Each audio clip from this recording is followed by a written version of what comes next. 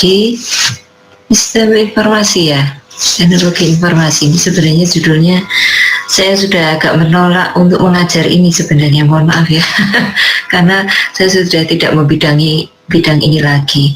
Tapi anyway, ya terima kasih atas semuanya yang sudah join. Semoga semuanya sehat gitu ya.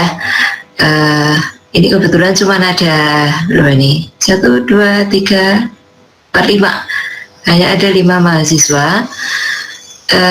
Saya kurang tahu ini makupil apa bukan ya? Mata pilihan ya? Iya, mata kuliah pilihan, Bu. Iya, Bu. Iya, Bu. Oke, mata kuliah pilihan. Nah, gini, seperti yang saya katakan tadi, ini sebenarnya judulnya Sistem dan Teknologi Informasi Teknik Industri. Oke, ya. Saya tahu idealnya itu harusnya seperti apa, cuman karena saya harus tidak tahu, kemarin saya sudah agak mau mundur sebenarnya ya, karena ada kata teknologi, sedangkan saya tidak catch up lagi di teknologi informasi ya, artinya zaman saya dengan kondisi saat ini sudah jauh sekali berubah gitu ya. Seharusnya yang muda-muda ini yang punya update lebih bagus untuk teknologi sistem informasinya. Cuman anyway ya, akhirnya jadi seperti ini. Sebelum memberikan apa yang kira-kira bisa saya berikan, saya ingin tahu dulu ekspektasi kalian berlima, apalagi ini makupil ya, kan mestinya punya ekspektasi tertentu kenapa kalian memutuskan untuk mengambil mata kuliah ini. Nah, mungkin saya bisa mohon masukannya, sharingnya. Ini Mas Hendra sudah online videonya, mungkin bisa diawali Mas Hendra dulu. Silakan Mas. Masih mute Mas. Di-unmute dulu. Oh ya, maaf, Bu. Ya, silakan Mas Hendra. Gimana? Ya, terima kasih, Bu. Sebenarnya saya waktu memilih mata kuliah ini juga nggak punya ekspektasi yang tinggi atau gimana ya, Bu. Soalnya memang kalau masalah teknologi emang saya tertarik sih, Bu, untuk mempelajarinya. Karena memang dulu pernah niat juga ngambil teknologi informasi. Untuk spesifik ke materinya saya juga nggak terlalu tahu sih, Bu. Cuma pengen belajar aja, siapa tahu ada yang baru yang bisa saya pelajari gitu. Jadi emang nggak ada ekspektasi gimana, Bu. Gak apa-apa. Gini Mas Hendra, tadi sharingnya jadi kan pernah mengambil mata kuliah ya, katakanlah itu teknologi informasi ya. Kalau boleh tahu isinya tentang apa ya? Enggak, Bu. Maksudnya dulu pernah tertarik untuk ngambil TI juga. Sebenarnya background saya kan S1-nya teknik penerbangan, Bu. Jadi kami belajar sedikit teknologi tentang penerbangan juga.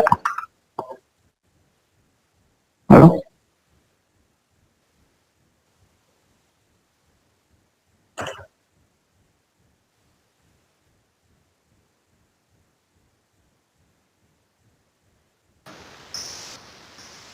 Ya mohon maaf, ini sinyal saya kayaknya bermasalah ini. Tadi mohon maaf Mas Hendra, keputus ya. Tadi terakhir cerita jadi kan dari teknik penerbangan. Iya benar, Bu. Jadi sempat mempelajari mengenai teknologi gitu. Jadi maksudnya tertarik juga teknologi apa yang ada di teknik industri gitu, Bu. Oh gitu. Oh baik-baik ya. Makasih sharingnya ya Mas Hendra ya. Terima kasih, Bu. Terima kasih. Mungkin yang lain bisa nambah informasi buat saya. Ekspektasi kalian ketika ngambil mata kuliah ini apa? Coba aja Mbak Maria, Mas Farudin, Mbak Dwi, Mas Rama, silakan. Iya, Mbak Maria, ya silakan. Izin jawab, Bu.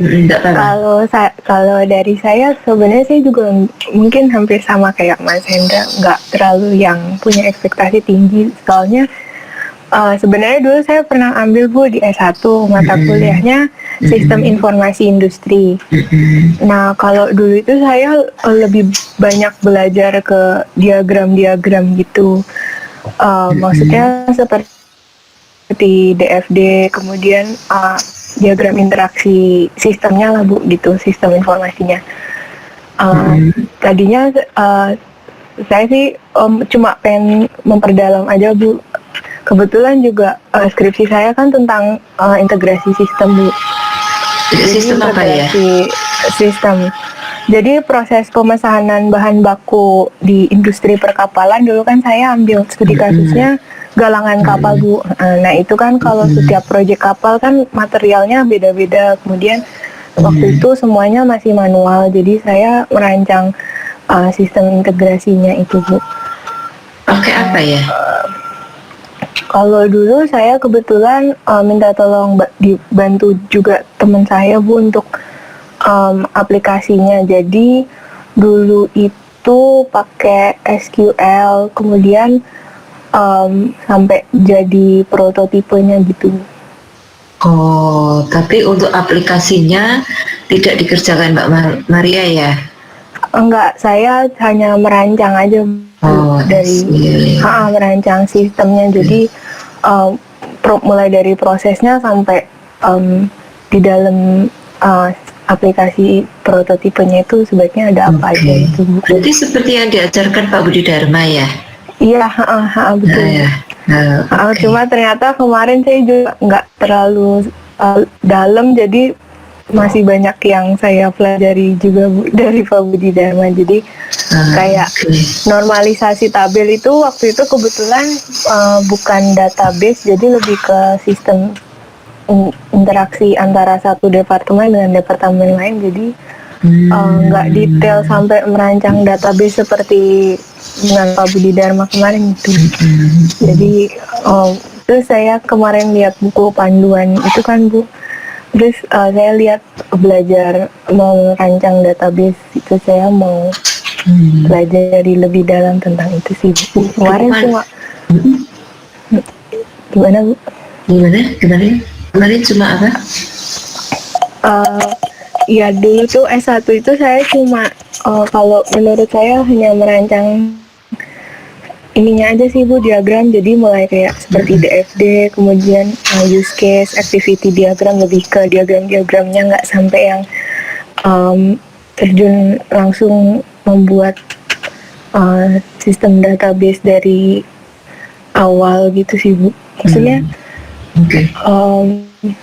nggak yang sampai, kalau saya kira itu kelas ini sampai yang kayak mungkin sedikit belajar tentang gimana cara buat database. Oke. Ya nggak apa-apa. Tadi ada disebutkan buku panduan apa ya? Oh, berarti punya DTMI Bu. Buku panduan DTMI. Di dalamnya ada silabus itu. Ya. Oke. Saya lihat dari situ. Sedikit. Ya, oke. Makasih Mbak Maria. Ya, teman-teman yang lain, Mas Farudin, Mas Rama dan Mbak Dwi.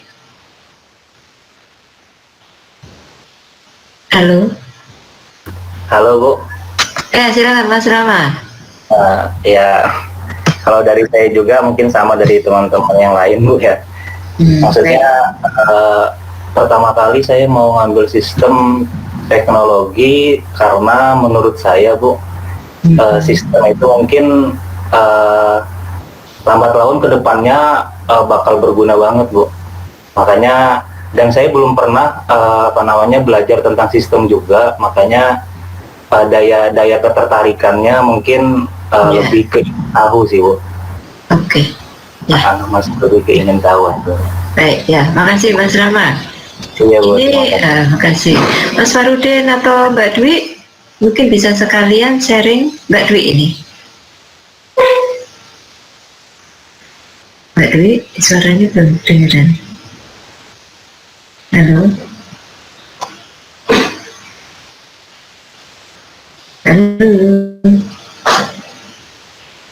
Belum kedengeran ya suaranya ya? Atau ada bermasalah dengan soundnya? Atau mungkin Mas Farudin dulu?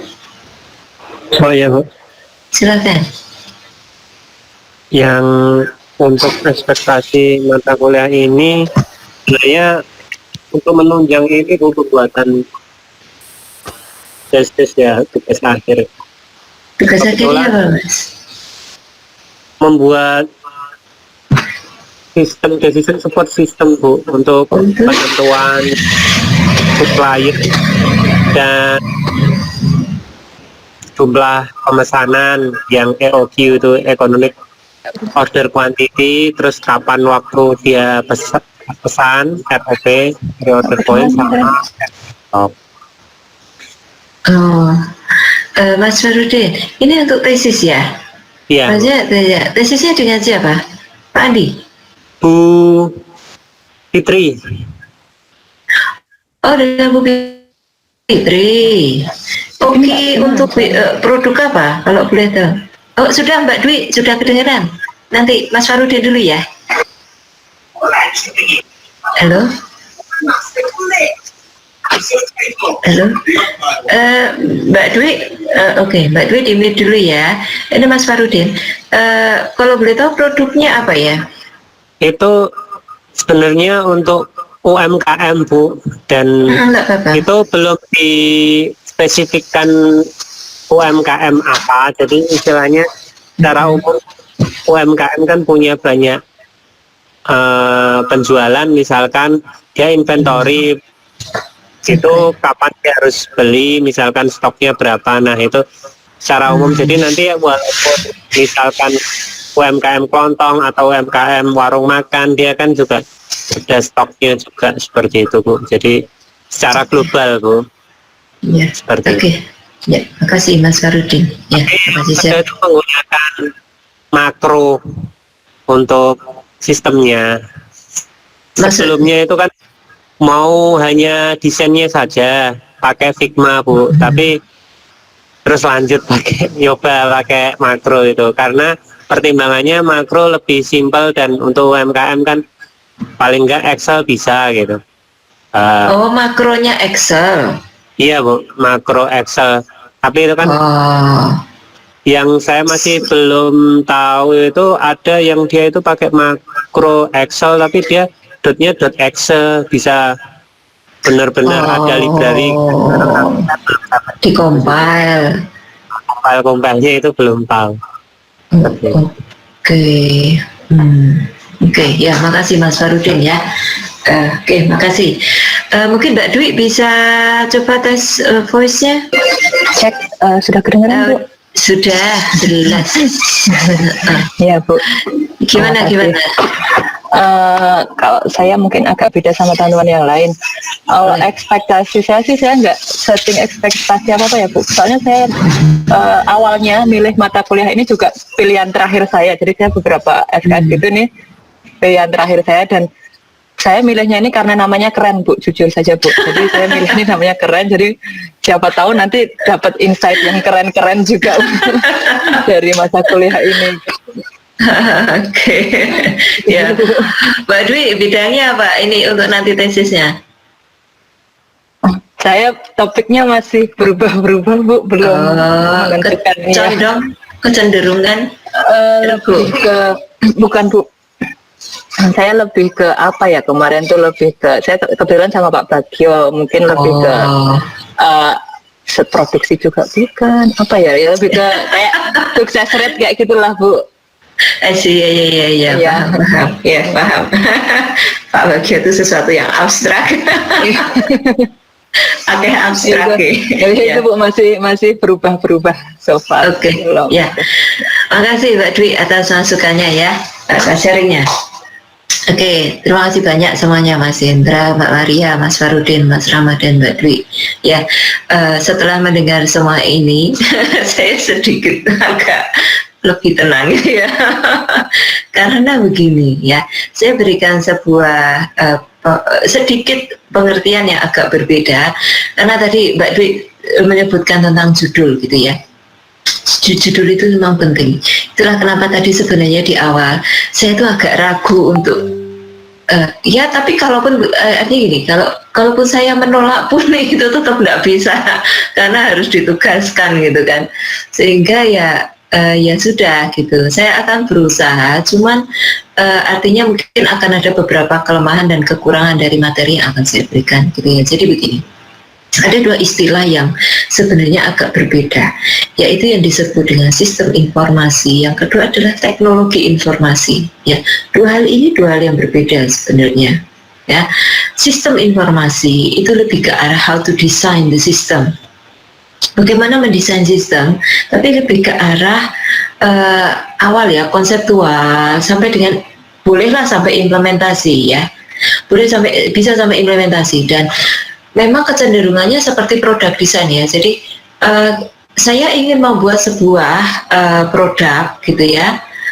Dari awal saya customer need dulu, kemudian saya mulai buat problem definisinya, tujuannya, kemudian model konseptualnya seperti apa, seperti yang dilakukan oleh Mbak Maria gitu kan.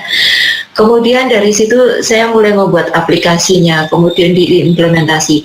Itu sistem informasi secara general ya. Tapi ketika kita bicara teknologi informasi, itu sudah teknologinya. Nah, ini yang saya agak tidak up to date, terus terang gitu ya, terus terang. Karena saya produk tahun 2000-an ya, generasi tahun 2000. Dan waktu itu komputer itu jaringan internet itu sangat baru, ya lumayan baru ya. Karena S1 saya sendiri, saya di teknik elektro, saya sebenarnya ngambil jaringan komputer sebenarnya. Ya, skripsi saya adalah membuat sistem pengelolaan untuk mengelola keluar masuk bandwidth gitu ya. Bahkan saya tidak menggunakan saya menggunakan platform yang sekarang mungkin sebagian orang pakai, hanya sebagian, yaitu Linux gitu. Tapi sekarang saya sudah lupa semua. Itu mohon maaf ini. KP saya juga membuat sistem informasi sebenarnya untuk S1. Nah, tapi sekali lagi, ketika bicara teknologi yang saya pakai waktu itu sangat berbeda dengan teknologi yang saat ini ada. Nah, itulah yang saya sebutkan tadi. Kalau bicara teknologi, teman-teman dosen yang muda itu lebih canggih sebenarnya, gitu ya. Karena apa? Sekarang itu banyak platform yang sudah dikembangkan untuk mengakomodir desain konseptual sistem informasi yang kita buat. Ya, kalau satu dekade lalu mungkin XAMPP atau WAMPP itu sangat-sangat populer gitu ya. Tapi sekarang ini mungkin sudah lebih banyak lagi variasinya. Dan XAMPP WAMP itu kan lebih gratis ya. Bisa digunakan secara free gitu, setahu saya ya. Kemudian kalau yang berbayar itu sudah seperti Oracle. Nah, tapi terlepas dari teknologinya mau apa, sistem desain di dalamnya itu mesti cenderung akan sama. Itu yang dilakukan. Mungkin diawali ya, tadi Mbak Maria sudah punya pengalaman sedikit bagaimana mendesain dari need, kemudian mencoba dituangkan ke dalam sebuah konsep sistem informasi. Nah, jadi saya ingin memperjelas di awal bahwa saya tidak akan masuk ke teknologinya, gitu ya. Kenapa saya tanyakan sharing kalian semua? Ini hanya berlima, ya. Siapa tahu di antara kalian berlima ini sudah pernah ada yang membangun sistem informasi, aplikasinya menggunakan SQL atau apapun itu, gitu ya. Tapi dengan teknologi yang berbeda dengan saya zaman dulu, gitu kan. Nah, dari situ kalau memang ada, saya ingin ada sharing gitu, supaya kita sharing ilmu, bukan dari saya saja gitu. Tapi karena mungkin tadi, atau mungkin ada tapi belum terungkapkan gitu ya, mohon nanti kalau memang ada yang punya pengalaman silahkan sharing gitu ya. Nah, sehingga apa yang materi yang akan saya berikan ya, setengah semester di awal Pak Budi Dharma sudah memberikan teori mengenai bagaimana membuat desain konseptual sebenarnya ya. Nah, itu penting ya, saya garis bawah, itu penting. Kenapa? Ibaratnya begini, membuat sebuah sistem informasi itu seperti membuat sebuah produk ya. Ketika produk ini kita buat, kemudian kita transfer ke orang lain gitu ya, karena misalnya kita developer, tapi kita tidak bisa memaintain produk ini untuk selamanya, kan programnya digunakan orang lain, kita develop, kita berikan ke usernya. Lalu user ini bagaimana? Dia mungkin akan bisa mengelola sendiri atau dia akan meng-hire orang lain lagi. Nah, orang lain lagi ini kalau disuruh untuk memaintain sistem informasi yang kita buat, saya sendiri ya, dari sudut pandang saya, pengalaman saya, itu akan lebih sulit daripada dia membuat sendiri. Kalau saya di posisi orang lain tadi, outsourcing yang kedua, saya milih, saya nggak mau tak buatin yang baru lagi. Saya lebih milih seperti itu. Kenapa? Karena memahami sistem informasi orang lain itu saya merasa lebih sulit daripada saya harus membuilding dari awal. Ya. Problemnya apa? Satu, problem utama menurut saya dokumentasi. Karena dokumentasinya tidak lengkap. Ya. Apa itu dokumentasinya? Dokumentasinya adalah DFD, ERD, kemudian mungkin ada diagram. DFD itu ada konseptual ya, decision tree ya, activities tree-nya, breakdown untuk masing-masing activities yang ada di DFD. Kemudian SOP penggunaan. Nah, itu biasanya tidak lengkap. Nah, ketika itu tidak lengkap ataupun dokumentasi ini tidak konsisten dengan sistem informasi yang dibuat, puyeng saya kalau harus memahami. Itulah kenapa itu tadi saya kalau ditawari, saya mending buatkan dari awal, no. Ya. Itu saya. Dan mungkin kalian punya pengalaman lain, is okay. Jadi intinya pembuatan konseptual desain untuk sistem informasi itu sangat-sangat penting, sangat mendasar, gitu ya. Nah, apa yang disampaikan oleh Pak Budi Dharma, kalau misalkan teman-teman berlima itu masih punya pertanyaan, silahkan didiskusikan. Saya siap untuk membantu, memahami kembali. Mana yang belum paham, kecuali sampai dengan boykot ya, saya nggak menguasai untuk boykot atau normalisasi keempat. Saya biasanya sampai normalisasi ketiga, ya. Normalisasi keempat atau boykot itu saya biasanya nggak pakai gitu ya. Terus saya udah lupa zaman mungkin 20 tahun lebih ya, saya nggak mengupdate. Silakan jika masih ada pertanyaan, gitu ya. Jadi itu mengenai konsepnya. Ya, sekarang setelah konsepnya jadi, kemarin project ya sama Pak Budi Dharma ya, membuat project. Gimana Mas Hendra? Mbak Maria? Iya Bu, membuat konseptualnya Bu, data DFD-nya, IRD-nya. Tapi khusus untuk masing-masing punya case sendiri ya? Iya, beda-beda Bu. Oke, baik. Ya. Oke. Sebenarnya itu yang sudah berjalan selama ini ketika saya dengan Pak Budi Dharma mengampu di S1 sebenarnya. Jadi oke lah, berarti masih sama konsep susunan untuk kuliahnya. Nah, bagian saya, mungkin Pak Budi Dharma sudah memberikan pengantar. Saya akan mengajak teman-teman untuk mengkonversikan apa yang teman-teman sudah buat. Mestinya sudah sampai ke tabel ya, jadi tabelnya itu sudah ada.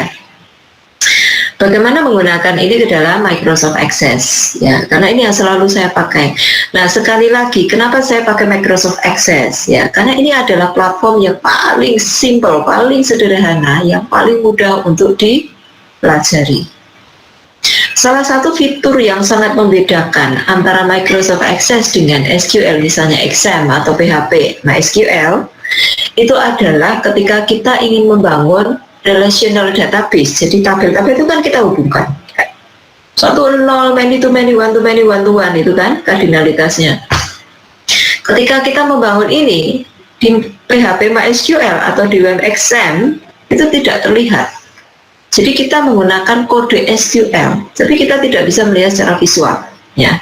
Nah, di Microsoft Access kita bisa membangun ini secara visual ya. Jadi kita buat tabelnya, lalu bagaimana menghubungkan, line apa, masuk kemana, atribut mana, masuk atribut mana, itu terlihat ya. Itu kelebihan dari Access yang bagi pemula. Tapi Microsoft Access ini juga punya keterbatasan, ini tidak sangat fleksibel ya. Saya nggak tahu update-nya sekarang, tetapi kebanyakan orang itu sekarang banyak menggunakan SQL, produk-produk sebenarnya platform yang menggunakan programming SQL gitu ya, karena mungkin lebih fleksibel dan lebih kapasitasnya mungkin lebih besar ya, sama seperti Microsoft Excel ya. Sekarang gini, apa bedanya Excel dengan Access? Ya, Microsoft Access. Microsoft Excel seperti siapa tadi ya, siapa tadi menggunakan Mas Farudin ya, makro Excel dengan makro gitu ya. Excel dengan makro. Ya, Excel itu kan kita bekerja dengan sel ya. Artinya kita tidak membangun sebuah database di sana. Ya. Karena kita tidak bisa merelasikan antara satu tabel dengan tabel lain. Ya, relasinya apa? Itu agak sulit untuk dibangun. Ya. Yang kedua, kapasitas data yang ada di Excel itu terbatas. Ya. Limited. Jadi kalau Anda searching di Google, itu berapa data yang bisa dimasukkan ke Excel itu ketahuan. Nah, kalau misalkan data kita membengkak gitu ya, per periode usaha itu kan per periode harus direkap, tambah data. Itu kalau membengkak itu nggak bisa menampung lagi, ya, sehingga harus ganti platform. Ya. Oke ya, jadi saya tahu bahwa Excel itu ada makronya. Gitu. Nah, tadi saya dengar Mas Farudin menggunakan makro atau mungkin diminta oleh Bu Fitri ya untuk membangun sebuah DSS ya, semoga DSS ya. Semoga DSS. Karena begini, saya akan jelaskan sedikit. Ini nggak usah pakai video, nggak apa-apa. Saya paham ini puasa pertama ya. Jadi boleh mendengarkan sambil layah-layah, sambil tiduran. Silahkan gitu, kita santai saja. Saya akan coba oratorep ya, coret-coret. Ini konsepnya santai saja. Gini Mas Farudin ya, terutama ya tadi karena saya dengar ada istilah UKM yang disinggung ya. Ketika ini sebenarnya ada bukunya ya, sistem informasi bukan industri tapi desain sistem information design ya. Ketika kita bicara sistem informasi, kalau sudah mulai masuk ke aplikasi gitu ya, bagaimana kita membuat sebuah aplikasi, itu tergantung dari tujuannya. Sistem informasi ini mau dipakai untuk apa sebenarnya? Ya, kalau tadi ada istilah DSS, ya. DSS ini berarti sudah ada decision, ya. Loh, berarti kalau misalnya tipenya DSS gitu ya, ada yang nggak pakai decision dong. Ya, mungkin bukan berarti tidak pakai decision gitu ya, tetapi aspek decisionnya itu sangat kecil atau sangat sedikit. Nah, di dalam yang sepanjang saya pernah pelajari, itu yang disebut dengan transaction. Ya, apa ya istilahnya? Transactional information system ada. Jadi sistem informasi transaksi ya. Saya lupa istilahnya. Nah, apa bedanya? Jadi kalau sistem informasi transaksi ini hanya sekedar nyimpen data, ngeluarin data, in out gitu ya, in out tanpa ada decision. Ya. Jadi misalnya apa? Kalau misalnya ada UKM ya, UKM itu kan sangat lemah di pencatatan. Saya pernah punya proyek 20 tahun yang lalu di UKM. Sangat-sangat lemah di pencatatan. Mungkin saat ini sudah lebih baik ya. Nah, jadi kebutuhan pertama adalah pencatatan. Itulah kenapa mungkin Bu Fitri akan berpikir seperti itu ya. Pencatatan. Jadi kita akan membuatkan sebuah sistem yang mempermudah mereka untuk merekap.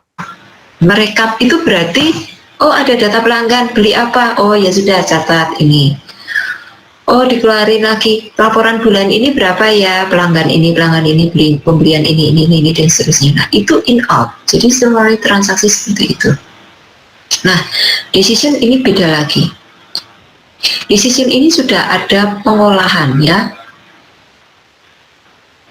Pengolahan data secara intensif.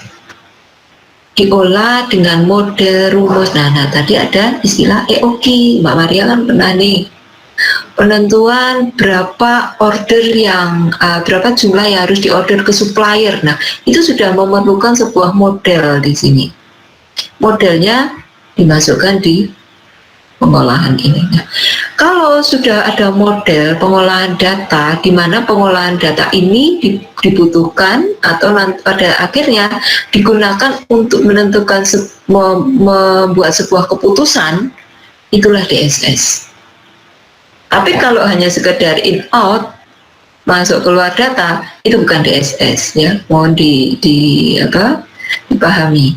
Ya, jadi jangan mengklaim bahwa saya sudah buat sistem informasi, ini saya anggap sebagai DSS, belum tentu.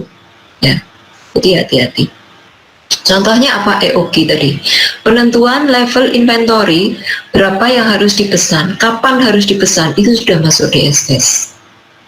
Ya, oke.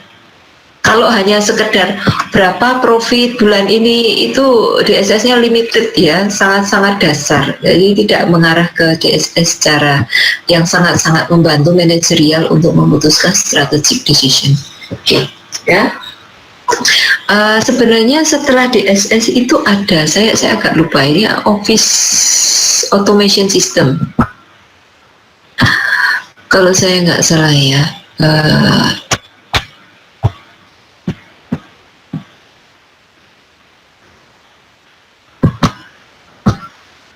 Jadi ini lebih ke arah ERP ya. Jadi mungkin dari sisi skopnya dia lebih luas gitu ya. Dia lebih luas gitu ya. Seperti kalau Anda pernah menggunakan SAP atau mendengar mengenai SAP, itu untuk enterprise, tapi jauh lebih besar jaringannya. Nah, ERP ini tidak hanya satu perusahaan ya. Bisa satu perusahaan, tetapi sekarang kecenderungannya rugi kalau satu perusahaan menggunakan ERP. Jadi dia sudah ke rantai pasok, dari supplier, retailer, kita posisi misalnya warehouse gitu ya, atau kita posisi perusahaan gitu, atau kita retailer, kita punya konsumen. Nah, itu sudah ke supply chain ya. Seperti ini. Jadi ERP ini sudah mengcover data-data supplier ini supply apa, kita harus koordinasi dengan supplier seperti apa, atau kita dengan downstream kita itu koordinasi informasinya seperti apa. Nah, ini lebih luas cakupannya, jadi lebih kompleks ya. Oke ya. Nah, kadang-kadang sampai dengan sekarang sudah ke AI. Ya, bagaimana ini bisa ke bawah, bisa ke atas. Jadi misalnya artificial intelligence, machine learning. Ya, ini teknologi yang sekarang paling akhir sekarang yaitu machine learning. Ini Bu Yun yang pernah menggunakan di S3-nya. Ya. Bagaimana kita memanfaatkan artificial intelligence atau machine learning ini untuk decision tadi sebenarnya, untuk membantu decision. Sangat mudah, misalnya contohnya itu forecasting. Banyak sekali yang bisa di-forecast di dunia bisnis ya, banyak sekali ya, pergerakan demand atau pergerakan harga atau yang lain itu banyak sekali. Nah, itu pakai machine learning biasanya sekarang, atau pola konsumen. Kemarin ada bimbingan saya yang pada akhirnya memang akan kesulitan gitu ya, metodenya ada machine learning, jadi memprediksi fashion. Jadi dari model-model baju gitu kan, itu ditarik, kebetulan karena sangat banyak, dia hanya ambil satu model ya, misalnya blus gitu ya, atau pakaian muslimah atasan.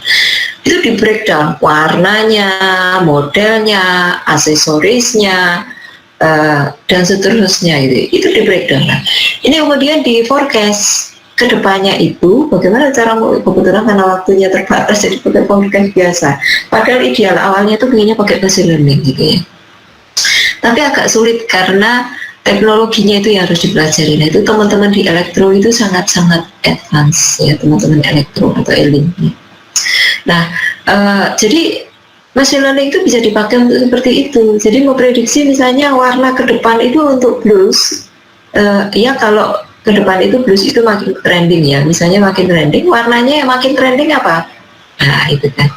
Atau sekarang ini selain yang prediction seperti ini, seperti yang dilakukan bidangnya Pak Budi Solo ya, big data ya, itu memprediksi konsumen itu pengennya apa. Nah, itu grab data dari Twitter, dari Facebook, semua data-data itu di grab, kemudian difilter, kemudian itu kan big data analysis ya, untuk difilter, kemudian diproses dengan beberapa proses. Sekali itu ya processing word ya, kata-kata atau kalimat gitu. Saya lupa ada istilahnya, saya nggak, bidangnya bukan di situ. Kemudian kita bisa lihat polanya konsumen itu mengarah kemana. Atau sekarang yang trending itu sedang trending apa. Itu prediction ya. Jadi machine learning arahnya ke sana.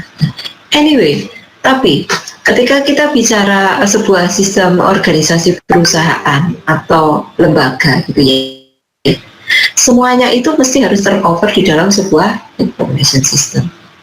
How to design that? Nah, how to design that itu mestinya desain sistem konseptual informasi ini harus bisa sustain. Kalau hanya sekali, oh tahun ini bikin ini, tahun depan ganti lagi, nah itu mahal itu sistem informasinya. Tapi bagaimana kita bisa mendesain sistem informasi yang itu bisa sustain sampai long term. Misalnya tadi forecasting, ya sudah, kita buat sistem informasi yang mengcapture historical data. Misalnya saya hanya ini ya, random saja ada, karena ada kasus fashion ya, misalnya fashion 1, 2, 3, 4 dan seterusnya ya. Ini bisa model celana atau blus atau yang lain gitu ya, cardigan atau yang lain. Nah ini kan misalnya ini bisa di breakdown ya, misalnya dari warna, model, kemudian aksesoris, atau bahkan sepatu gitu ya. Sepatu tuh modelnya tuh luar biasa.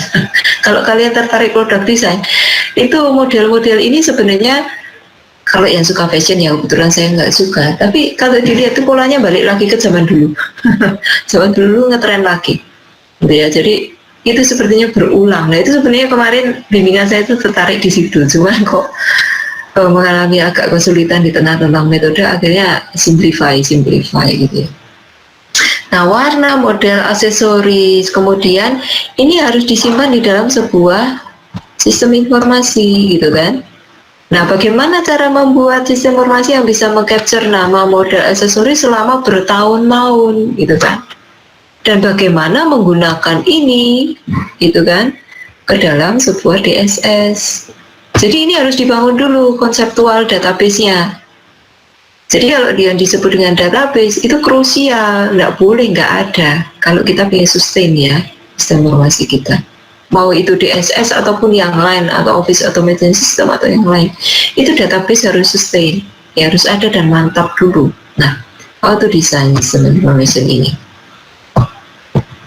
Database ya. Nah, yang kita ajarkan biasanya adalah relational database system. Secara literal ya, relational itu ya relasi database yang direlasikan, sistem mengcapture beberapa aspek. Jadi itulah kenapa kita bicara kalau Anda punya beberapa tabel, how to relate antar tabel ini. Nah, saya nggak tahu kalian sudah paham betul atau belum ya, terutama mengenai relasi ini. Nah, ini harus mantep dulu gitu ya. Karena kalau tidak mantep, belum normal, itu nanti kalau misalnya ini belum normal ya, normalitinya itu masih bermasalah. Kalaupun diaplikasikan ke dalam sebuah aplikasi misalnya Microsoft Access atau SQL, itu sistem yang dibangun mesti nggak efisien. Ya, kemungkinan besar tidak akan efisien. Tidak efisien dalam arti apa? Satu space. Ada banyak ruang yang atau ruang storage ya, bisa storage, bisa RAM. RAM itu salah satu komponen dari komputer yang dia itu ketika ada software dijalankan, RAM ini akan menyimpan data-data dari hard disk itu kemudian diproses di sini yang kemudian nanti digunakan oleh software itu, secara umumnya seperti itu. Nah, RAM-nya itu juga akan kerja berat, gitu ya. Space penyimpanannya besar, RAM-nya kerja berat. Kemudian dari sisi waktu atau time lama. Nah, ini disebut efisiensi. Efisiensi space-nya itu buruk ketika dia tidak normal. Efisiensi waktunya juga buruk. Contohnya apa lebih detail kalau dari sisi waktu? Kalau kalian punya sistem informasi yang redundan datanya, ya, saya punya data nih, nama pelanggan, ada si A, B, C, D, balik A lagi, kemudian dan seterusnya. Bukan nama pelanggan, wis, transaksi yang biasanya itu nyampur baur ndak karuan, ya. Transaksi A, B, C, D, nanti ada lagi transaksi A, B, C, D, dan seterusnya, ya. Ini redundansi semacam ini menyulitkan terutama ketika kita searching data. Karena kita harus searching satu-satu, row by row. Nah, ini makan waktu. Ya, sekali lagi space bermasalah, time juga bermasalah. Jadi tujuannya kenapa kita perlu membangun database yang efisien supaya sistem itu ketika digunakan itu juga efisien. Ya, dari sisi waktu, energi, space, apapun itu. Oke ya, ini secara garis besar ya. Jadi hati-hati yang pertama, jangan asal menyebut sistem yang kita bangun itu DSS ya. Lihat dulu decision apa yang disajikan oleh sistem kita. Oke, nah kalau ada pertanyaan silahkan ya. Ini modelnya diskusi aja gitu. Lalu apa yang bisa saya tawarkan selama setengah semester setelah UTS ya? Ini saya buat sementara ya draftnya. Ya, hari ini intro saja dulu ya. Saya akan menyamakan persepsi ya, menyamakan persepsi. Minggu depan saya akan berikan beberapa video ya. Karena kalau misalnya sampai membuat akses itu sebenarnya itu kalian sendiri itu bisa sebenarnya ya. Mau belajar SQL sendiri itu sebenarnya bisa tanpa harus ada di kuliah. Oh, sekarang courses itu banyak sekali. Problemnya itu adalah konsistensi ya. Sebenarnya mau olahraga, mau belajar, mau jalankan usaha apapun, itu problem utama itu konsistensi sebenarnya, bukan masalah materinya. Kita mau konsisten enggak gitu ya. Anda ambil courses untuk membangun, misalnya menggunakan PHP MySQL ya. Anda pelajari terus tiap minggu, itu lama-lama juga terbiasa gitu ya. Jadi sebenarnya enggak perlu kuliah. Nggak perlu kuliah ya. Jadi dipelajari sendiri janjane iso. Cuman kuliah itu hanya perlu orang untuk memaksa. Perlu saya untuk memaksa, itu aja. Jadi saya rencanakan ini ada report. Oke, sekitar ada ini. Biasanya yang saya berikan ke teman-teman itu adalah ini tabel relasi. Yang kedua ini adalah ini SQL, kemudian ini report, form. Yang ini adalah ini sebenarnya report form ini udah selesai gitu ya. Cuma nanti kita lihat ya. Ini sebenarnya how to use VBA. Ya mungkin nanti kalau ada beberapa contoh, mungkin contohnya agak nggak relevan soalnya. Nanti kita mungkin saya lebih ke arah mengintroduction aja ya, bagaimana membuat VBA itu di Microsoft Access. Ini semacam makro yang tadi Mas Farudin bilang di SLD pakai makro ya. Kita pakai VBA. Kemudian ini masih ada dua ya, 6 dan 7. Ya. Saya belum tahu rencana apa yang ada bisa di minggu ke-6 dan ke-7, tapi bayangan saya adalah kita discuss saja gitu ya. Kita discuss mengenai proyek kalian. Dari case yang kalian bawa dari Pak Budi Dharma. Ya, kalian buat di Microsoft. Simpel aja enggak apa-apa. Simpel saja enggak apa-apa. Nah, kita lihat nanti minggu ke-7 ini masih ada space. Kita lihat kalau memang saya bisa extend ke hal lain, mungkin saya akan extend, tapi kalau tidak, nanti kita cari materi apa yang bisa kita sampaikan. Oke, kira-kira begitu. Nah, mungkin sedikit masukan untuk Mas Fahrudin ya. Tadi kan saya tergelitik dengan tesisnya gitu. Jadi mohon maaf, ini ada suara background ya. Tergelitik dengan tesisnya ingin membuatkan UKM. Mas Fahrudin, saya expect saja. Membuat sistem informasi untuk UKM itu sudah dilakukan kakak-kakak angkatan Anda. Zaman saya mengajar S1 itu tahun 2000 ya. Itu saya dan Pak Arief, kemudian Pak Arief terutama, banyak sekali bimbingannya Pak Arief Wibisono waktu itu tahun 2000. Itu sudah membuatkan sistem informasi untuk UKM, banyak UKM dengan Visual Basic. Jadi kalau mau lebih user friendly, Excel itu agak susah gitu ya. Kenapa? Sekali kita nyenggol keyboard ya, kemudian tidak terasa, tidak sengaja datanya terganti gitu ya, replace, itu udah nggak ketahuan gitu ya. Itu salah satu kelemahan Excel ya. Anak saya pernah membuatkan untuk optimasi ya, kalian kan sudah optimasi ya, optimasi untuk salah satu BUMN itu yang mengenai renewable energy itu. Ya sebentar ya, saya ini suaranya ganggu banget nih. Sebentar.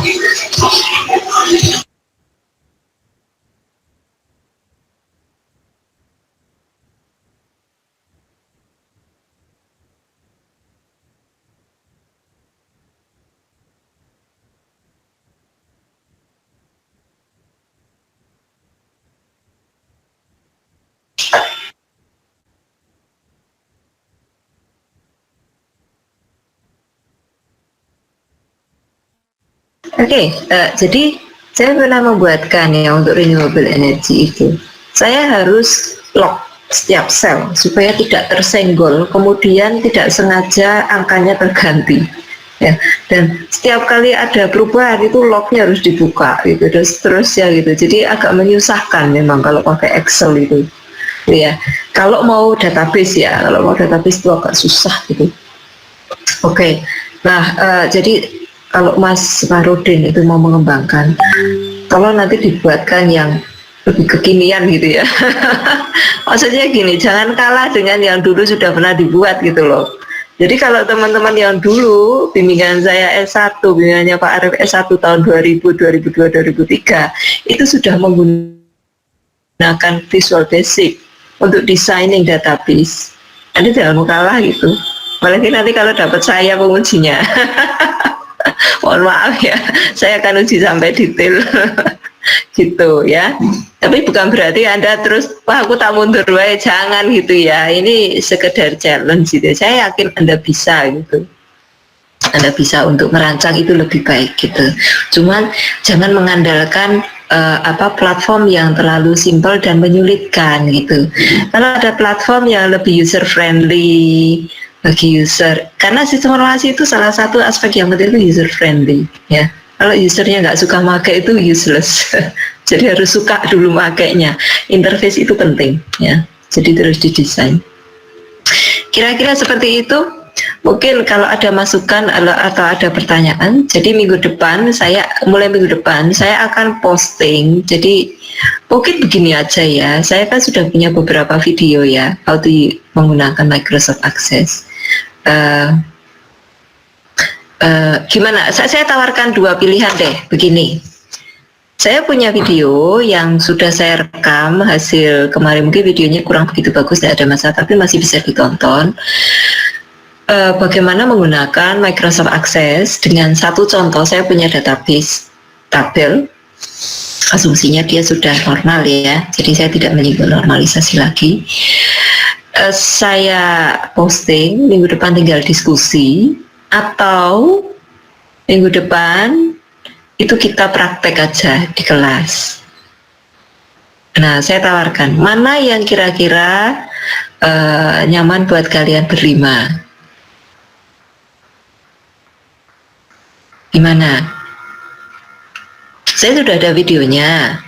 Membuat tabel, menggunakan SQL, membuat form dan report, kemudian bahkan sampai dengan membuat switchboard gitu ya. Jadi tampilan untuk tampilan untuk user, tapi secara simple ya.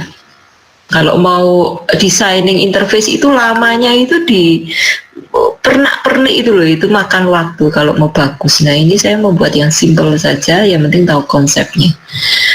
Nah saya tawarkan, ini sudah ada, saya kirim ke Google Classroom setiap minggu.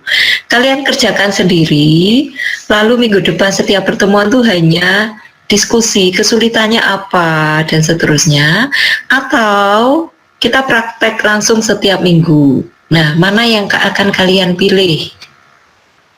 Materinya sama, gitu. Kira-kira mau yang mana? Praktek gak apa-apa, Bu? Iya Bu, praktek setiap minggunya boleh Bu. Saya prefer praktek juga Bu. Jadi ketika bingung di tengah jalan tuh ada tempat mengadu Bu. Oh, oke. Kalau ngerjain sendiri bingung sendiri Bu.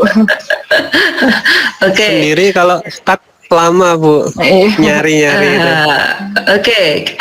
Oke, baik. Sebenarnya ini nggak susah kok, jangan dibayangin ya optimasi. Ini totally different, diubah mindsetnya ya. Optimasi kita nangel kok, jangan dibandingkan. Optimasi itu susah memang. Jadi linggo dan segala macam itu karena tergantung modelnya. Tapi kalau yang ini lebih ke arah apa ya? Step by stepnya sudah ada, tinggal ngikutin aja. Atau begini aja ya. Karena begini, untuk awalan itu agak lamanya itu mengetik mengetik database-nya itu loh yang agak lama. Ini yang pertemuan pertama, nanti saya posting. Membuat tabelnya juga lama ya. Ya wis lah, ya sudah deh, nanti kita ketik di kelas aja ya. Nah, cuman begini aja, karena kita akan menggunakan Microsoft Access, tolong diyakinkan di komputer kalian itu sudah terinstall Microsoft Access. Saya nggak tahu, student mestinya bisa pakai yang 365 UGM ya, Microsoft ya. Itu tolong disiapkan dulu, ya. Nanti minggu depan kita praktek mulai dari membuat tabel. Nah, biasanya begini, saya bikin milestone-nya ya. Jadi misalnya ini kan, jadi misalnya minggu depan itu kita praktek membuat tabel di Microsoft Access dan relasinya. Ini kita praktek dengan contoh saya di kelas. Nah, ketika minggu kedua ini kita sudah kuliah, nah di minggu ini saya harapkan kalian sudah membuat untuk case kalian sendiri, gitu ya. Jadi mumpung lagi panas di tabel itu, yang punya kalian, case-nya langsung dibuat tabelnya, gitu ya. Begitu pula nanti untuk yang SQL-nya agak rumit memang. Saya nggak tahu SQL ini bisa 1 pertemuan atau 2 pertemuan. Kayaknya 2 kali pertemuan. SQL juga, gitu ya. Kemudian report dan form juga. Nanti VBA fleksibel, boleh pakai VBA atau enggak. Gitu. Kira-kira begitu ya. Oke, kalau misalnya kalian lebih prefer untuk mulai dengan praktek di kelas gitu ya. Kita akan praktek di kelas, materinya akan mungkin materi database contohnya ya akan saya posting sebelum kuliah dimulai. Lalu siapkan Microsoft Access ya, siapkan Microsoft Access. Kita akan coba membuat dari tabel relasinya sampai membuat form, membuat SQL itu seperti apa, bahasa SQL itu seperti apa, sampai dengan kita membuat switchboard, user interface general yang menghubungkan semua form dan report sampai bisa dipakai oleh user. Tapi memang belum bisa di ini ya, artinya saya belum tahu caranya bagaimana mengcompile sehingga menjadi executable file diakses ya. Kalau di MATLAB itu sudah bisa fasilitas untuk compile sampai dengan exe file atau executable file. Tapi diakses saya belum, karena saya sudah lama nggak pakai ya.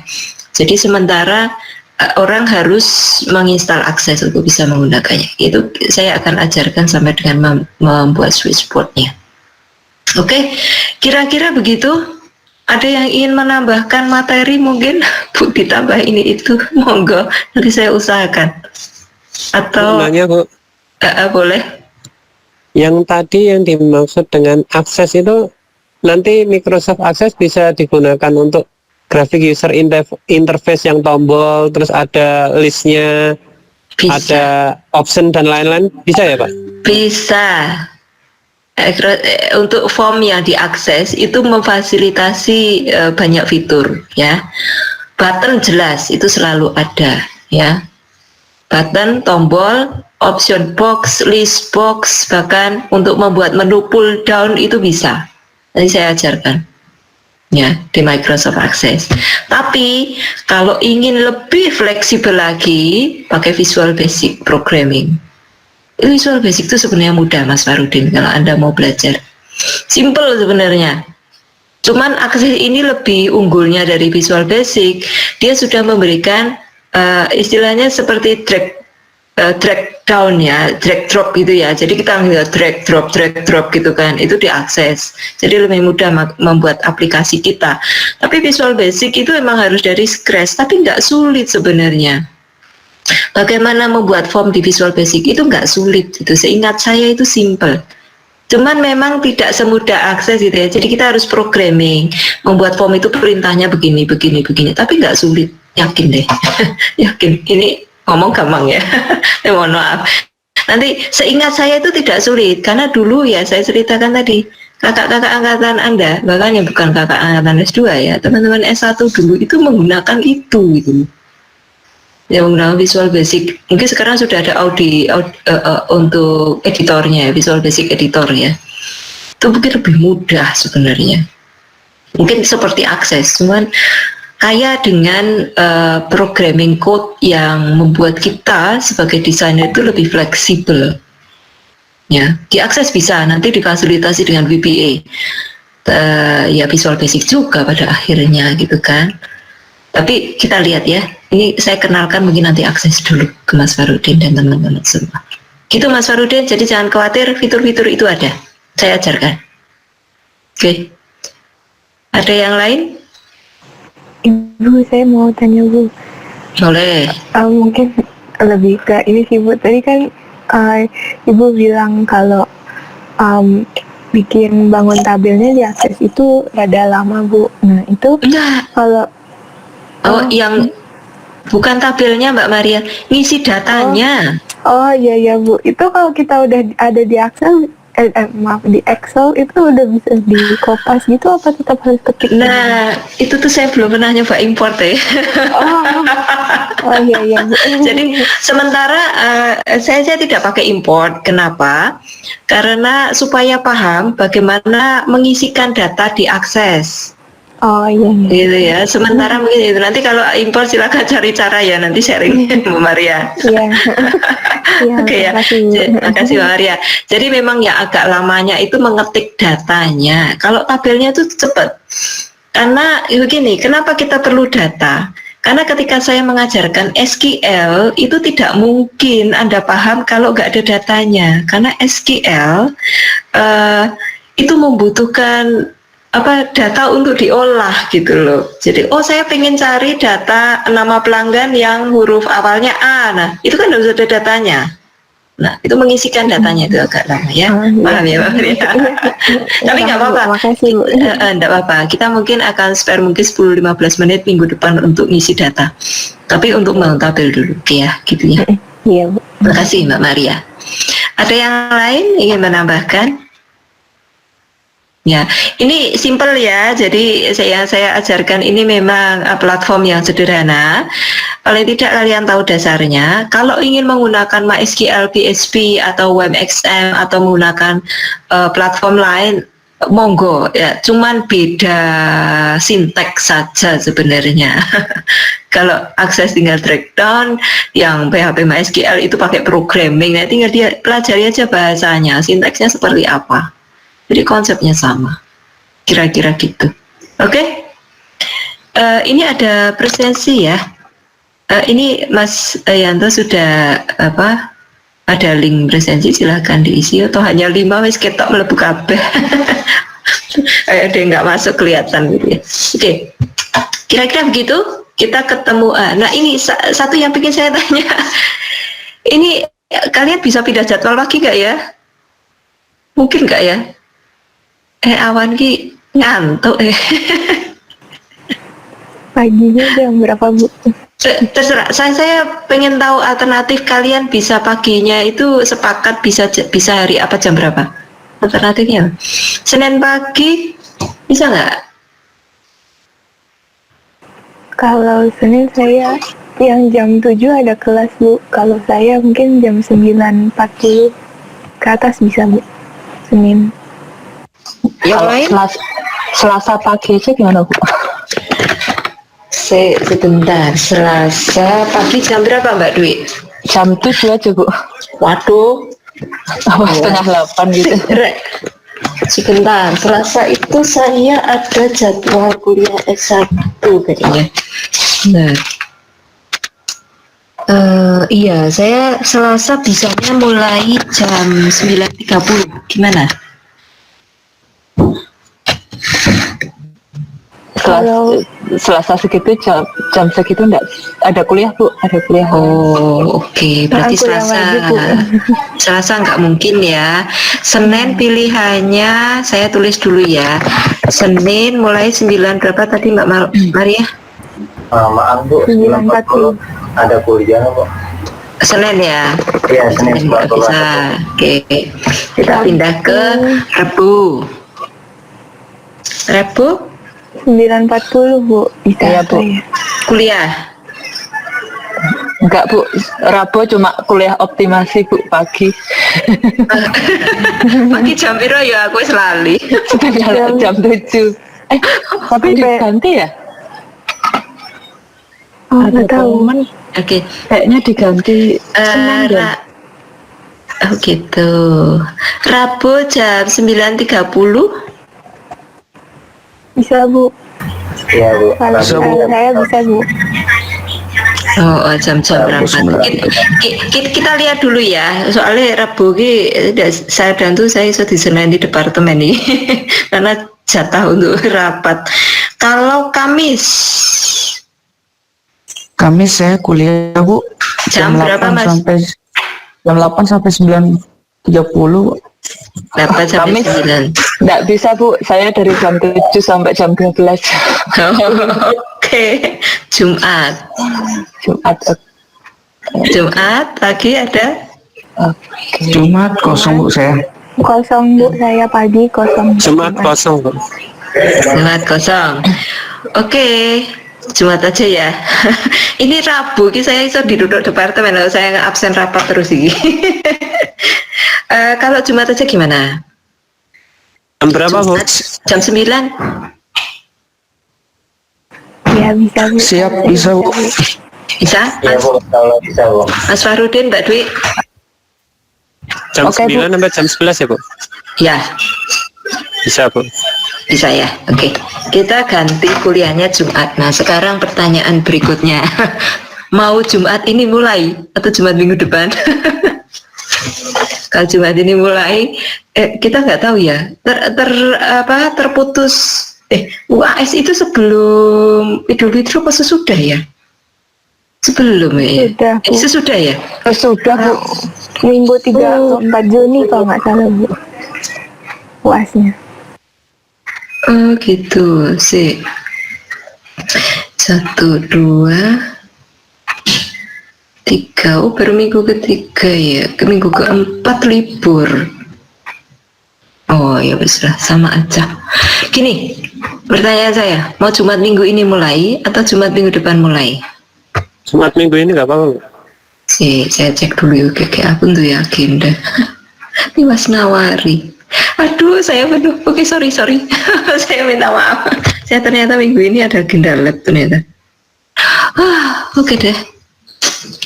Bentar. Nggak apa-apa, Bu. Minggu depan juga nggak apa-apa. Oke, semangat iki sebenarnya semangat saya itu pengen gendang rampung. Pengen segera selesai sebenarnya kalau bisa cepet dicepetin. Oke. Ya wes cuma minggu depan ya. Cuma minggu depan. Minggu ini jam 9 Jumat saya ada gitar. Minggu depan kita mulai tidak lagi di hari Selasa siang ya, tetapi di hari Jumat pagi ya. Baik Bu. Ya Bu. Siap Bu. Ya, oke, deal. Jadi kita mungkin ketemu minggu depan ya. Terima kasih banyak untuk semua kesepakatannya.